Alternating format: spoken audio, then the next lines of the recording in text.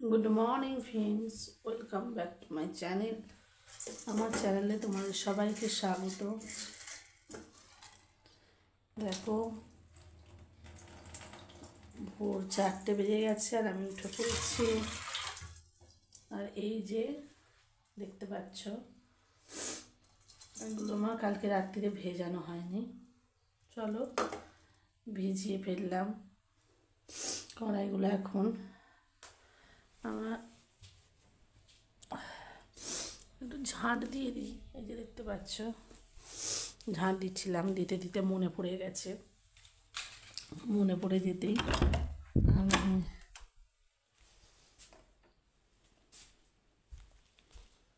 চলে এসেছি। এই যে রাজা, এবার উঠে পারো। আমি উঠে পড়েছি, চলো।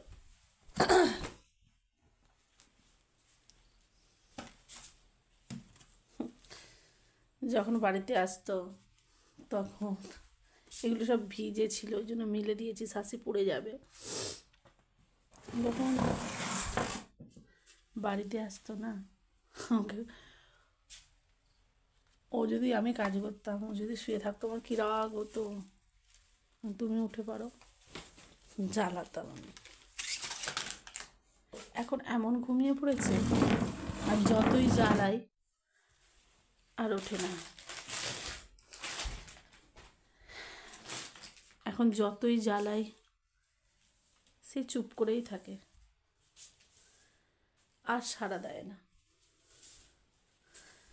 চলো ঝাঁট দিয়ে দিই, দিয়ে সবজিটা কেটে নিই। কেটে নিয়ে আসছি।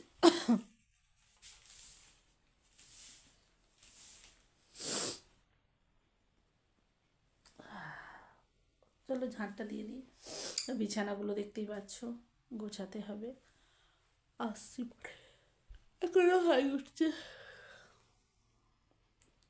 ঘুম ভাঙেনি, রোজ সকালে উঠতে ইচ্ছা করে না, কিন্তু কি করব, উঠতে তো হবেই।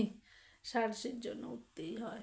চলো দেখো বন্ধুরা, আমার সব সবজি কোটা হয়ে গেছে। আর আমি যা সবজি কুটি সব সকালবেলায় কুটি। এই দেখো, এটা পেঁপে আলু তরকারি হবে, এটা ঝোল হবে। শিঙি মাছ আছে, এই যে মাছ, আর শিঙি মাছও আছে। শিঙি মাছ দিয়ে এটা ঝোল বানাবো। আর এই যে আমার বেগুন ভাজা হবে। এখানে শাক ভাজা, শাক সেদ্ধ হয়ে গেছে, এখানে ডিম সেদ্ধ হয়ে গেছে, এখানে আমার রুটি হচ্ছে। আর এখানে একটা দেখো করলা ভাতে দিয়ে দিয়েছি, উচ্ছে ভাতে। আর এই যে কোটা রয়েছে, ব্যাস এগুলোই হবে আজকে। আর এখন 6টা বাজে, আমাকে 7টার মধ্যে পুরো কমপ্লিট করতে হবে। ভাত হয়েই এসেছে, আর একটুখানি হলেই হয়ে যাবে। চলো তোমাদের সঙ্গে সেটা শেয়ার করে নিলাম। দেখো, আমি সমস্ত কাজও করি, তার মাঝে মধ্যে ভিডিও করি। আমার ভিডিও করে দেওয়ার কেউ নেই যে ভিডিও করে দেবে, সমস্তটা নিজে হাতে আমাকে করতে হয়, আর সেটা তোমাদের সঙ্গে আমি শেয়ার করি। এই যে আমার শাশুড়ি অনেক ডেকে উঠে পড়েছে, গুড মর্নিং বলে দাও। চলো, শাশুড়ি এবার জল গরম হবে, এক হাঁড়ি জল গরম করে দেবো, ও স্নান করবে।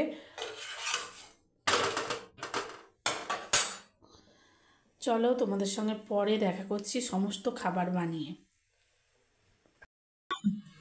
এই দেখো বন্ধুরা, আমার খাবার রেডি, আর রেডি হয়ে একদম চলে এসেছি। এই দেখো, শাকের তরকারি হয়েছে, বেগুন ভাজা হয়েছে, ডিম সেদ্ধ হয়েছে, আর হয়েছে শিঙি মাছের তরকারি। চলো। হ্যালো বন্ধুরা, দেখো আমার ভীষণ চুলটা পড়ছে, এত চুল উঠছে, মানে চুল পুরো নষ্ট হয়ে গেছে। ওই জন্য ভাবলাম, অনেক দিন থেকে ভাবছিলাম তেল তৈরি করব, তেল তৈরি করব, কিন্তু কিছুতেই তেল তৈরি করতে পারছিলাম না, টাইম হচ্ছিল না। আজ সব জোগাড় করে নিয়েছি। দেখো আমি কি কি দিয়ে তেলটা বানাবো যাতে চুল না পড়ে। মেথি, কালো জিরে, মেথি আর কালো জিরের গুণ তো তোমরা জানোই। তারপর হচ্ছে পেঁয়াজ, এটা কারি পাতা নিয়েছি জবা ফুলের কুঁড়ি, এখানে 2 রকম জবা ফুলের কুঁড়ি আছে। এইটা হচ্ছে জবা ফুলের পাতা, আর এটা হচ্ছে কেশরত্ব, এবং এটা আছে সর্ষের তেল এবং নারকেল তেল।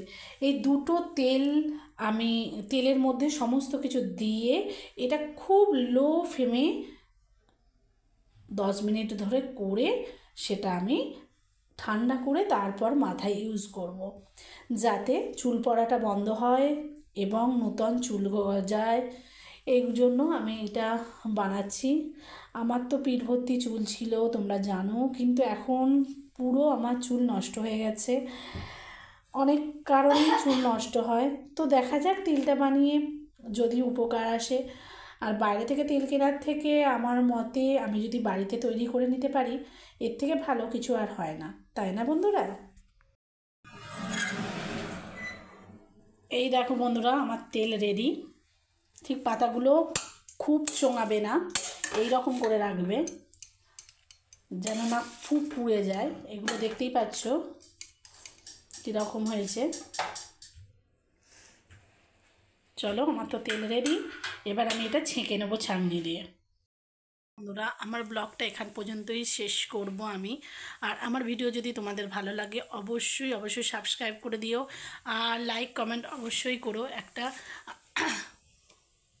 আর যারা ফেসবুকে বন্ধুরা দেখছো তারা একটু শেয়ার করে দিও। আর এটা ইউটিউবেও আমি ইউটিউব চ্যানেলেও এটা দেব, তোমরা সাবস্ক্রাইব করে দিও। আজকের মতো টাটা, এখানেই রাখলাম। আবার আগামীকাল নতুন একটা ব্লগ নিয়ে চলে আসছে তোমাদের কাছে।